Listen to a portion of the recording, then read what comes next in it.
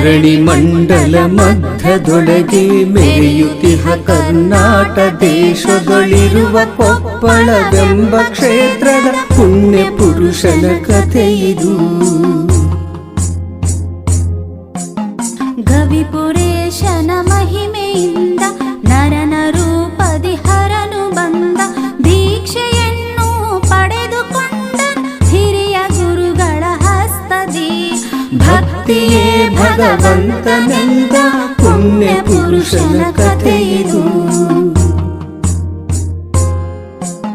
ಪುಣ್ಯಪೀಠದಿ ತಾನು ನಿಂತು ಭಕ್ತಿ ಭಾವದ ಬೆಳೆಯ ಬೆಳೆದು ಲೋಕ ಮನ್ನಣೆ ಪಡೆದು ನಡೆದನು ಗುರುಗಳ ಪದ ಪಾಲಿಸಿ.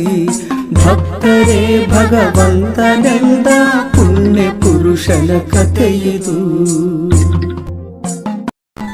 ಸೇವೆಯೇ ತಮ್ಮ ತಾಯಿ ತಂದೆ, ಸೇವೆಯೇ ತಮ್ಮ ಬಂಧು ಬಳಗ, ಜನರ ಸೇವೆಯೇ ಶಿವನ ಸೇವೆಯು ಎಂದನು ಗವಿಸಿದ್ಧನು.